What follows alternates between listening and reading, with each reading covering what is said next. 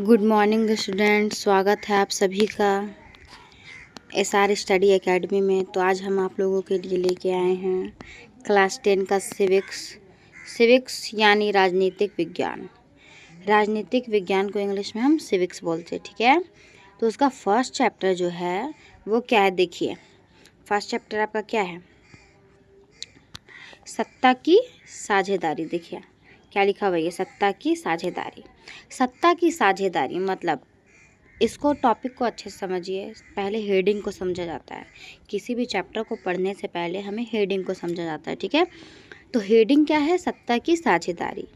अब सत्ता की साझेदारी है, सत्ता किसको बोलते हैं? शासन को सत्ता बोलते हैं। किसको सत्ता बोलते हैं? शासन को। शासन जो है वो किस तरह काम करती है उसके बारे में हम पूरा डिटेल से पढ़ेंगे। उसी को सत्ता की साझेदारी बोलते हैं, ठीक है। अब आगे देखिए क्या क्या है, अब उसको हम पढ़ेंगे, ठीक है। अब आगे देखिए, पहले क्या बोल रहा है? परिचय, ठीक है। परिचय पढ़ना है सबसे पहले हम लोग को। तो देखिए, है ना, इस अध्ययन के साथ, है ना, रुकिए 1 मिनट, 1 मिनट रुक जाइए।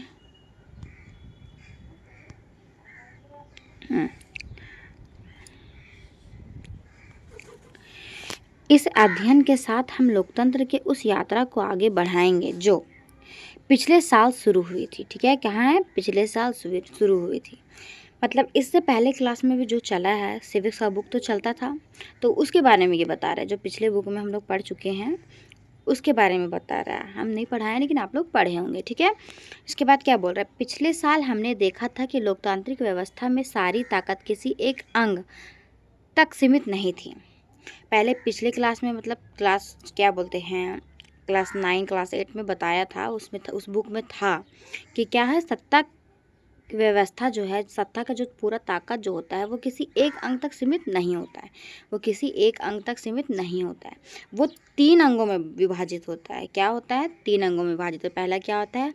विधायिका, दूसरा कार्यपालिका और तीसरा न्यायपालिका के बीच पूरी समझ के साथ सत्ता को विकेंद्रित कर देना लोकतंत्र का कामकाज के लिए बहुत ज़रूरी है। लोकतंत्र का कामकाज के लिए बहुत जरूरी। कोई एक आदमी जो है वो कोई एक व्यवस्था जो है वो पूरे सत्ता को संभाल नहीं सकता है। क्यों नहीं सकता संभाल? इसलिए नहीं संभाल सकता कि वो बहुत काम होते हैं, समझे। तो वो 3 अंगों में बटा हुआ है। सत्ता जो है वो 3 अंगों में बटा। पहला विधायिका, दूसरा कार्यपालिका और तीसरा न्यायपालिका। इसको अंडरलाइन कर लीजिए बच्चों, अंडरलाइन कर देते हैं आपको। क्या है? विधायिका, कार्यपालिका और न्यायपालिका, ठीक है।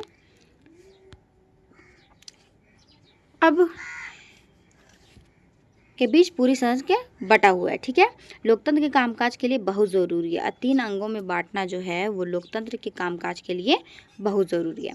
पहले 3 अध्यायों में हम सत्ता के बंटवारे पर सोच विचार को आगे बढ़ाएंगे। चलो, ये 3 अंगों में सत्ता के काम जो है वो बटे हुए हैं, तो वो बता रहा है, ठीक है। आइए हम बेल्जियम और श्रीलंका की 2 कथाओं के साथ शुरुआत करते हैं। बेल्जियम और श्रीलंका जो है एक देश है, कंट्री है, ठीक है।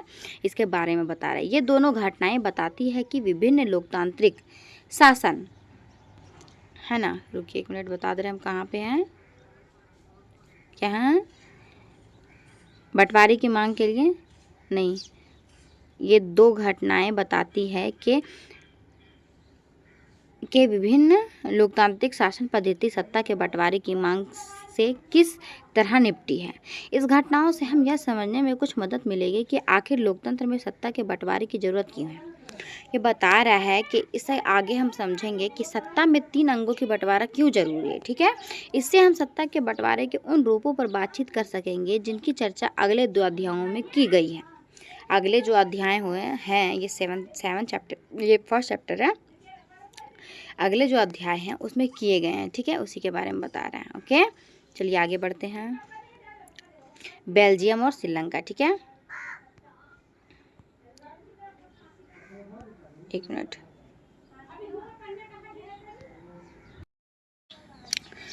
तो वो हम लोग का कंप्लीट हो गया, ठीक है। अब अगले पैराग्राफ में आ गए हैं, बेल्जियम और श्रीलंका, ठीक है।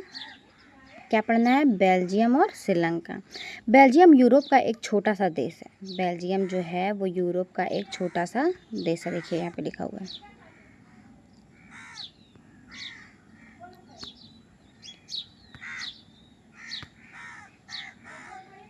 बेल्जियम और श्रीलंका पढ़ना है, ठीक है। बेल्जियम जो है वो यूरोप का एक छोटा सा देश है। इसको अंडरलाइन कर लीजिए आप लोग।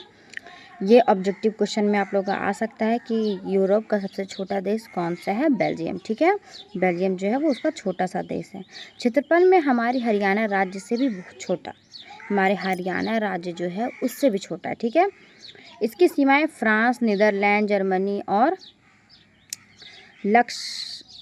लक्समबर्ग से लगती है। इसकी आबादी 1 करोड़ से थोड़ी अधिक है। अब क्वेश्चन में इसकी आबादी आ सकता है, क्या है? 1 करोड़ से थोड़ी अधिक है, ठीक है। तो ये सवाल भी आ सकता है आप लोगों का कि यूरोप का एक छोटा सा जो टुकड़ा बेल्जियम जो है उसकी आबादी कितनी है? तो उसका आंसर क्या हो जाएगा? 1 करोड़ से अधिक है, ठीक है। यानी हरियाणा की आबादी से करीब आधी, हरियाणा की आबादी से करीब आधी। इस छोटे से देश के समाज की बुनावट बहुत जटिल है। देश की कुल आबादी का 59% हिस्सा फ्लेमिश इलाके में रहता है और डच बोलता है ना। वो फ्लेमिश इलाकों में रहता है। कितना आबादी का? 59% हिस्सा जो है वो फ्लेमिश में इलाके में रहता है और डच बोलता है। और शेष 40% लोग जो है वो वेलोनिया क्षेत्र में रहते हैं। आप इसका नोट्स बनाते जाइएगा, ठीक है। जहाँ जहाँ इंपॉर्टेंट लगेगा आप अंडरलाइन करते जाइएगा, ठीक है। हम अंडरलाइन कर दे रहे, 1 मिनट रुक जाइए।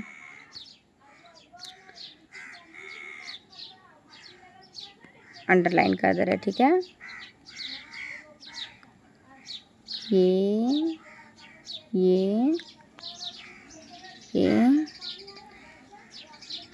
फ्रेंच बोलते हैं ना। शेष फीसदी लोग जर्मनी बोलते हैं, है ना। शेष 1% लोग जर्मनी बोलते हैं। राजधानी ब्रुसेल्स के 80% लोग जो है वो फ्रेंच बोलते हैं और 20% लोग डच बोलते हैं। ओके।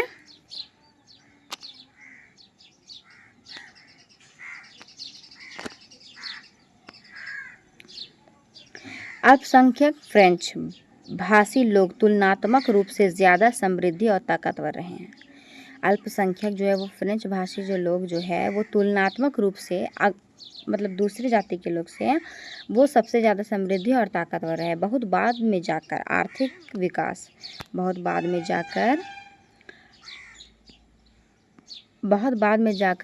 विकास और शिक्षा का लाभ पाने वाले डच भाषी लोग को इस स्थिति में नाराज़गी थी। इसके चलते 1950 और 1960 के दशक में फ्रेंच और क्या डच बोलने वाले समूहों के बीच तनाव बढ़ने लगा। तो इन लोगों के पास क्या था? वो ज़्यादा थे तो इन लोग दोनों में तनाव मतलब लड़ाई मतलब क्या बोलते हैं, एक दूसरे से जलन पैदा होने लगा, ठीक है। इन दोनों समुदायों के टकराव का सबसे तीखा रूप ब्रुसेल्स में दिखा। और सबसे ज़्यादा इसका तीखा रूप कहाँ पे दिखा? ब्रुसेल्स में दिखा। यह एक विशेष तरह की समस्या थी। डच बोलने वाले लोग संख्या के हिसाब में अपेक्षाकृत ज़्यादा थे। डच बोलने वाले लोग जो है वो ज़्यादा थे, मतलब उसको क्वांटिटी के हिसाब से वो ज़्यादा थे, ठीक है। लेकिन धन और समृद्धि के मामले में कमज़ोर और अल्पमत थे। इसके पास ये आबादी में तो ज़्यादा थे लेकिन इसके पास समृद्धि धन मतलब दौलत इसके पास कम थे, ठीक है। आइए इन स्थिति में तुलना एक और देश से करते हैं। श्रीलंका एक द्वीपीय देश है। श्रीलंका एक क्या है? द्वीपीय देश है।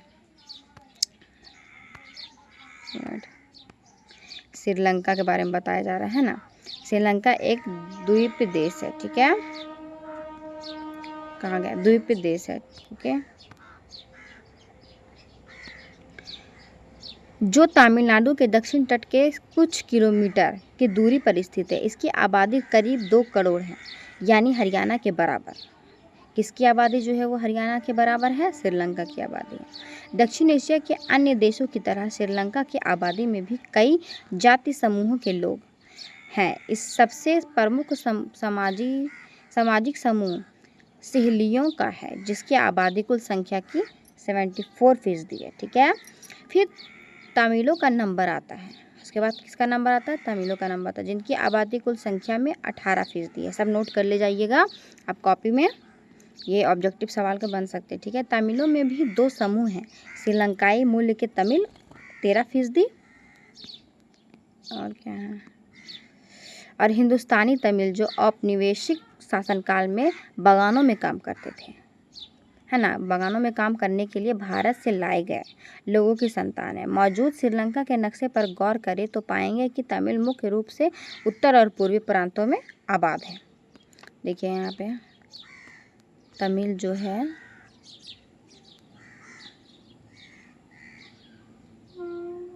यहाँ पे नक्शा में देखने बोल रहा है, ठीक है। तमिल ये जर्मनी भाषा, डच भाषी, ब्रुसेल्स सबके बारे में ये बताया गया है, ठीक है। तो पाएंगे तमिल मुख्य रूप से उत्तर और पूर्वी प्रांतों में आबाद है। उत्तर और पूर्वी प्रांत कहाँ, उत्तर और पूर्वी प्रांत, ये उत्तर हो जाएगा, ऊपर में बता रहे उत्तर कहाँ हो जाएगा, ये उत्तर हो जाएगा, और ये दक्षिण हो जाएगा, और ये पूरब हो जाएगा, ये पश्चिम हो जाएगा, ठीक है।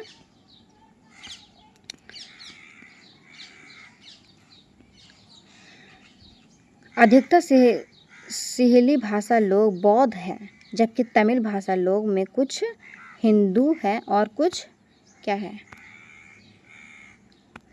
कुछ हिंदू है और कुछ मुसलमान है। श्रीलंका की आबादी में ईसाई लोगों का हिस्सा 7% है, और वे सिहलियों और तमिलों दोनों भाषाएं बोलते हैं। वो क्या क्या बोलते हैं, सिहली और तमिल, सिहली और तमिल दोनों बोलते हैं, ठीक है। चलिए ऊपर आइए।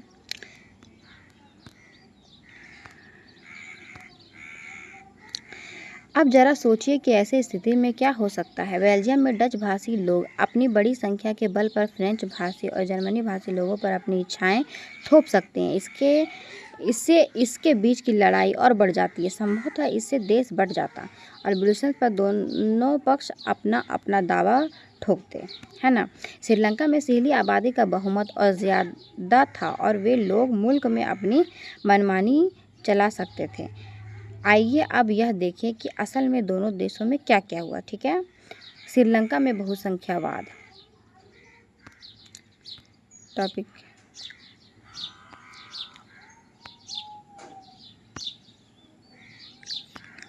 एक मिनट। सन 1948 में श्रीलंका स्वतंत्र हुआ। भारत कब स्वतंत्र हुआ, आप सभी लोगों को उम्मीद है मुझे कि आप सभी लोगों को पता होगा, और जिसे नहीं पता मैं बता देती हूँ। भारत जो है वो 1947 ईस्वी में स्वतंत्र हुआ। किसके कब्जे से स्वतंत्र हुआ, अंग्रेजों के कब्जे से। अंग्रेज यहाँ पे कितनी साल राज किए थे, 200 साल अंग्रेज यहाँ पे राज किए थे। ये आपका ऑब्जेक्टिव क्वेश्चन में आ सकता है। और श्रीलंका जो है, श्रीलंका भारत का क्या है, पड़ोसी देश है, ठीक है। श्रीलंका जो है वो 1948 ईस्वी में स्वतंत्र हुआ था, ठीक है। सिहली समुदाय के नेताओं ने अपनी बहुसंख्या के बल पर शासन पर प्रभुत्व जमाना चाहा। इस वजह से लोकतांत्रिक रूप से निर्वाचित सरकार ने सिहली समुदाय की प्रभुत्व कायम करने के लिए अपनी बहुसंख्यक परिस्थिति के तहत कई कदम उठाए हैं, ठीक है। कई कदम उठाए हैं। 1965 में एक कानून बनाया गया जिसके तहत तमिल को दरकिनार करके सिहली को एकमात्र राजभाषा घोषित कर दिया गया। सिहली को दरकिनार करके, है ना, ये रुकिए अंडरलाइन कर देते हैं। सिहली को दरकिनार करके तहत तमिल को दरकिनार करते सिहली को एकमात्र राजभाषा घोषित कर दिया गया। ये ऑब्जेक्टिव में आ सकता है आपको दोस्तों, तो ये आप नोट कर लें। विश्वविद्यालयों और सरकारी नौकरियों में सिहलियों को प्राथमिकता देने की नीति भी चलाई, है ना। विश्वविद्यालयों में मतलब जो आसपास के जो सरकारी स्कूलें थे उसमें भी ये प्राथमिकता चलने लगी कि क्या बोलते हैं, तमिल को दरकिनार कर दिया गया और सिहली को एक राजभाषा के रूप में घोषित कर दिया गया। हमारा क्या बोलते हैं, भारत में राजभाषा क्या है, हिंदी है, ठीक है। सभी को पता होना चाहिए। चलिए आगे बढ़ते हैं, ठीक है। और नए संविधान में यह प्रावधान भी किया गया कि सरकार बौद्ध मत को संरक्षण और बढ़ावा देगी। क्या प्रावधान किया गया कि बौद्ध मत को संरक्षण और बढ़ावा देगी। संरक्षण क्या होता है, मतलब उसे हर चीज़ में आगे रखेगी। एक एक करके आइए इन सरकारी फैसलों ने श्रीलंकाई तमिलों की नाराज़गी और शासन को लेकर उनमें बेगानापन बढ़ाया। उन्हें लगा कि बौद्ध धर्मावलंबी सहेलियों के नेतृत्व वाली सारी राजनीतिक पार्टियां उनकी भाषा और संस्कृति को लेकर असंवेदनशील है। उन्हें लगा कि संविधान और सरकार की नीतियाँ उन्हें समान राजनीतिक अधिकारों से वंचित कर रही है। नौकरियों और फायदे के अन्य कामों में उनके साथ भेदभाव हो रहा है और उनके हितों की अनदेखी की जा रही है। ठीक, वैसा तो होगा ही ना। अगर किसी एक राजभाषा को हम घोषित कर दे तो बाकी ये हो जाता है ना, वही बता रहे हैं, भेदभाव हो रहा है और उनके हितों की अनदेखी की जा रही है। परिणाम यह हुआ कि तमिल और सहेली समुदायों के संबंध बिगड़ते चले गए। अब जब आप एक स्कूल में बहुत सारे स्टूडेंट हैं ना और 2 स्टूडेंट बहुत तेज़ है, ठीक है, उसमें एक स्टूडेंट को एक से ज़्यादा क्या बोलते हैं आरक्षण मिलने लगेगा तो दूसरा खुद ब खुद उससे दूसरा का संबंध जो है जिससे आरक्षण मिलेगा उससे बिगड़ता जाएगा। ठीक है, ऐसा ही होता है, पढ़ाई में भी होता है और देशों में भी होता है और भाषाओं में भी होता है।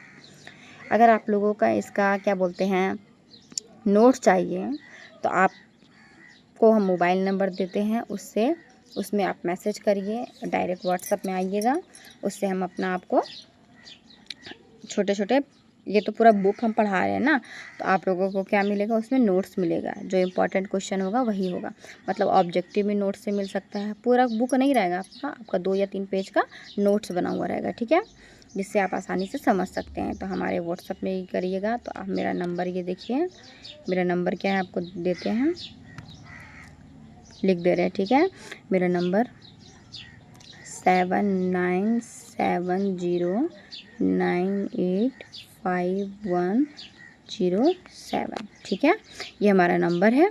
आप इसमें व्हाट्सएप में मैसेज कर सकते हैं और क्या बोलते हैं नोट्स का जो है वो पूरा आपको फुल नोट्स जो होता है वो आपको 299 में मिलेगा। ठीक है, 299 में आपको बार कोड दिया जाएगा, उसमें आपको 1 साल तक आपको नोट्स मिलता रहेगा। ठीक है।